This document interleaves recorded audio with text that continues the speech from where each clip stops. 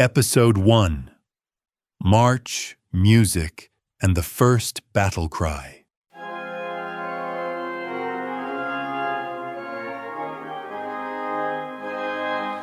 Before Spotify, before vinyl, before radio ruled the charts, if you wanted music, you bought paper, sheet music, and if you wanted to protest, you wrote a song.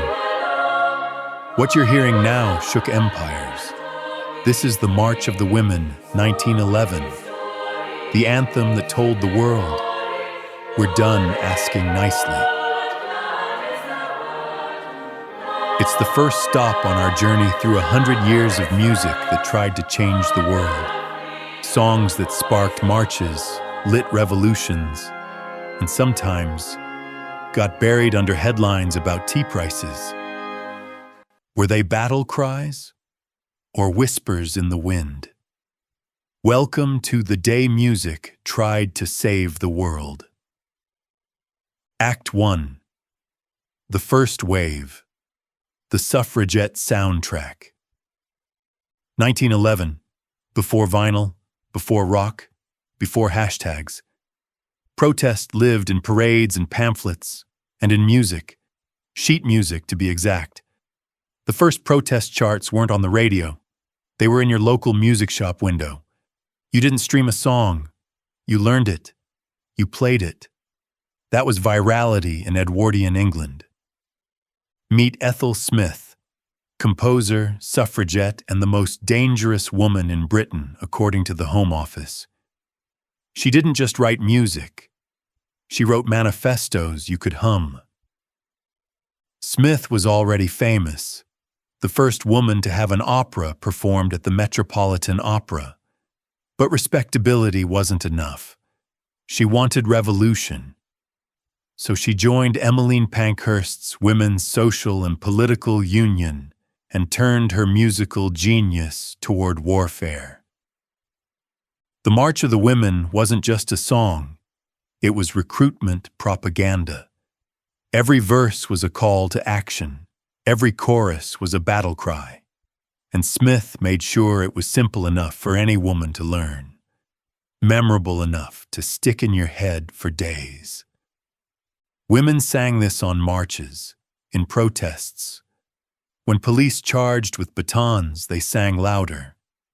When they got arrested, they sang it in the police wagons. When they got thrown in prison, they turned Holloway Prison into a concert hall. Smyth herself got arrested for smashing windows with rocks, not random vandalism, but strategic property destruction designed to cost the government money and grab headlines. And when the cops tossed her in jail, legend says she conducted this anthem from her cell window, waving a toothbrush like a baton. But let's be clear about what getting arrested meant for these women. This wasn't a night in county lookup. Suffragettes were force-fed when they went on hunger strikes. Tubes shoved down their throats. Liquid poured into their stomachs while they were held down by guards. They were sexually assaulted by police, beaten with truncheons. Some died. Emily Davison threw herself under the king's horse and became a martyr. But thousands more lived as casualties.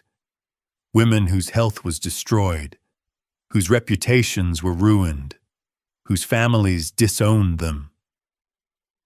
That wasn't music as wallpaper. That was music as a weapon. And it worked. Kind of.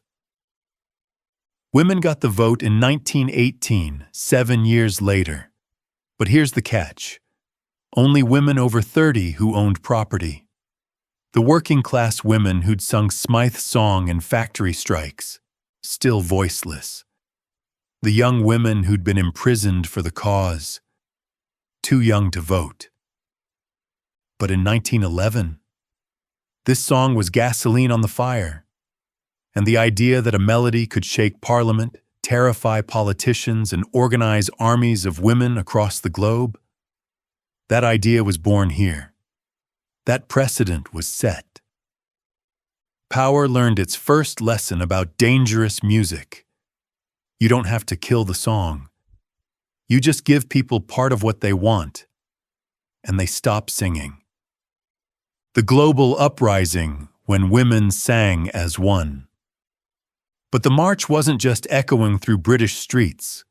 1911 was the year women's voices synchronized across continents. Same fight, different languages, same dangerous idea. We deserve power. In Germany they sang Brüder zur Sonne zur Freiheit, brothers to the sun, to freedom, but changed it to Schwestern, sisters. Same melody, revolutionary twist.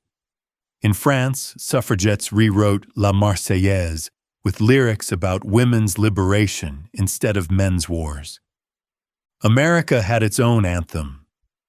The March of the Women crossed the Atlantic and became Give the Ballot to the Mothers.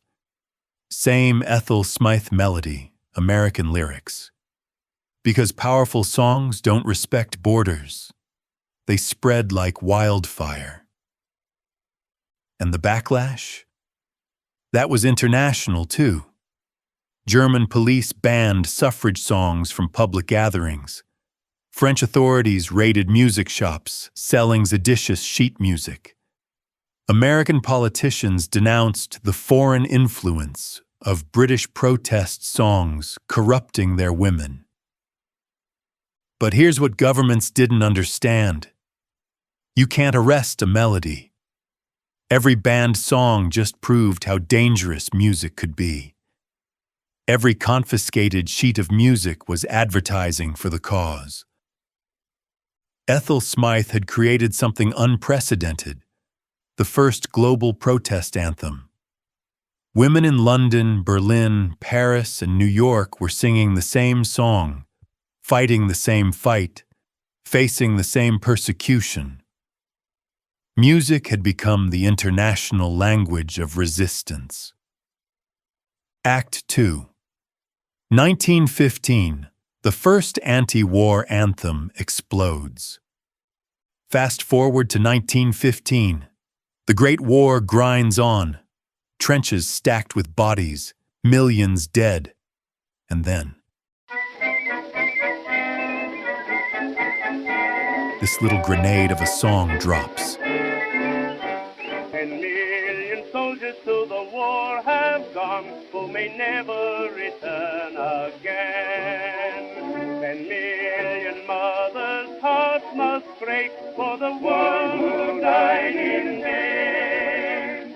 Heads bowed down in sorrow in her lonely years, I heard a mother murmur through her tears, I didn't raise my boy to be a soldier, I brought him up to be my pride and joy, who dared to place a musket on his shoulder, to shoot some other mother's darling boy.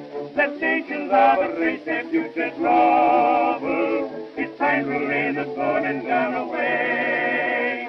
There'd be no war today if mothers all would say, I didn't raise my boy to be a soldier. That's I Didn't Raise My Boy to Be a Soldier, written by Alfred Bryan and Al Piantadosi, two Tin Pan Alley pros who saw an opportunity, not idealists like Ethel Smyth, businessmen who smelled profit in maternal grief.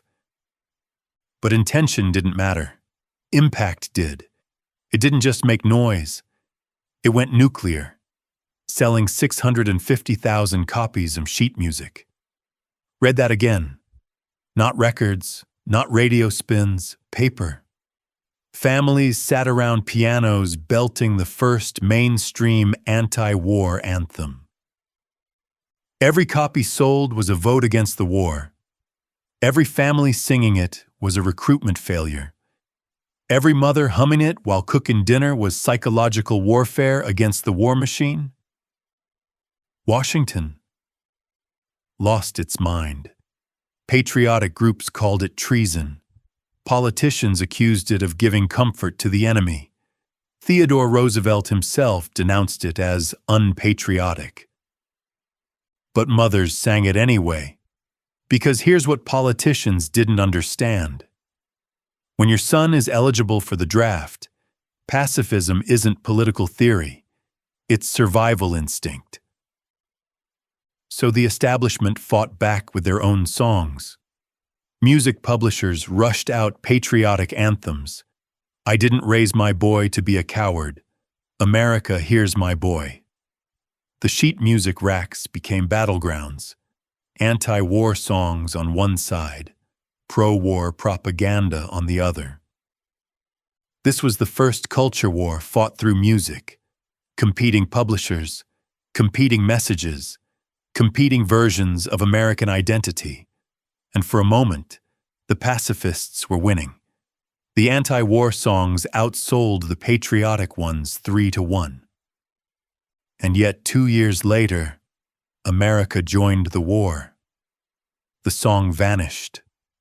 The machine rolled on. What happened? Simple. The government learned from the suffragettes. You don't have to ban dangerous songs. You just have to wait them out. Make them irrelevant.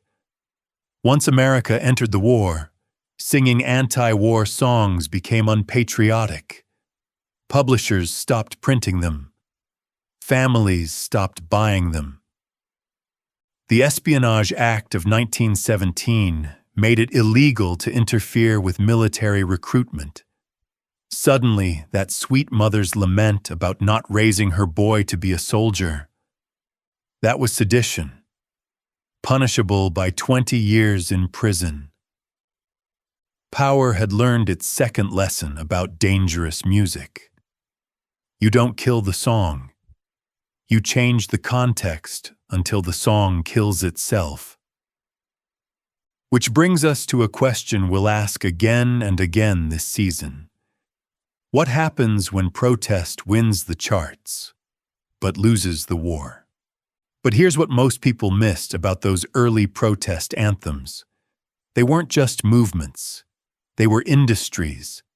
And the first entrepreneurs to figure out how to monetize dissent, they wrote the playbook everyone still uses today. Take Alfred Bryan and Al Piantadosi, the guys who wrote I Didn't Raise My Boy to Be a Soldier. They weren't pacifists. They were opportunists. Bryan had previously written, he'd have to get under, get out, and get under to fix up his automobile.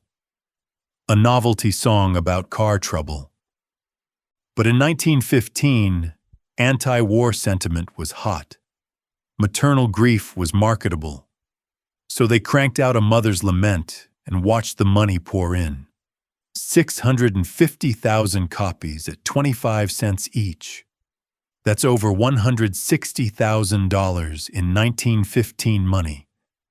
Nearly $4 million in today's cash. They didn't write it because they believed in peace. They wrote it because they believed in profit. The first protest song to go platinum was written by people who didn't give a damn about the protest. Music publishers faced a choice: play it safe with love songs and dance numbers, or gamble on controversy. The smart ones hedged their bets. They published both sides. Anti-war songs for the peace crowd, patriotic anthems for the hawks. Leo Feist Inc. published I Didn't Raise My Boy to Be a Soldier, and I Didn't Raise My Boy to Be a Coward. Same company. Opposite messages, double the market penetration. This wasn't about ideology.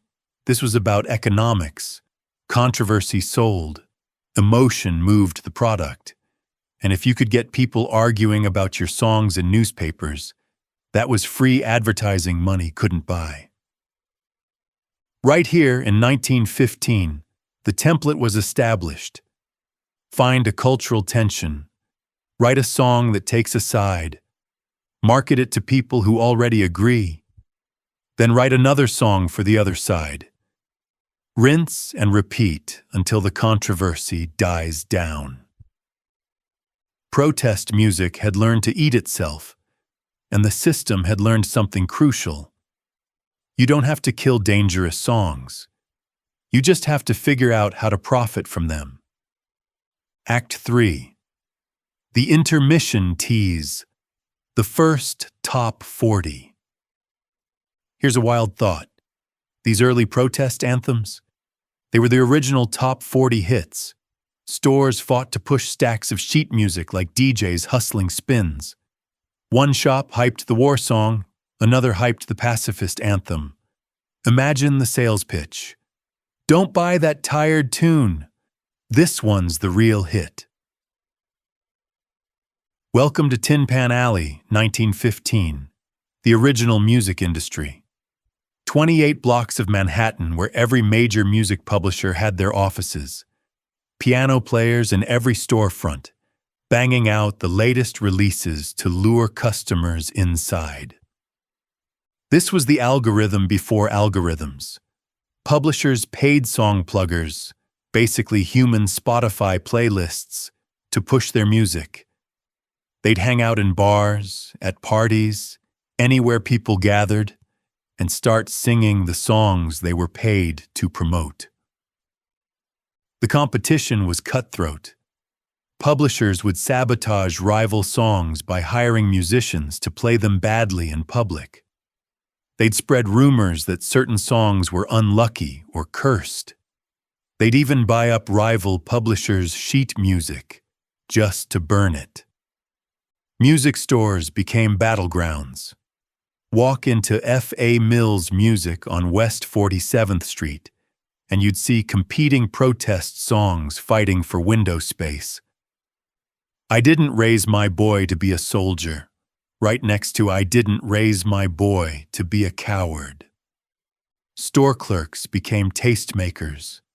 They'd steer customers toward whichever songs paid the best commissions. A clerk might sell you an anti-war song in the morning and a patriotic anthem in the afternoon, depending on what his manager told him to push.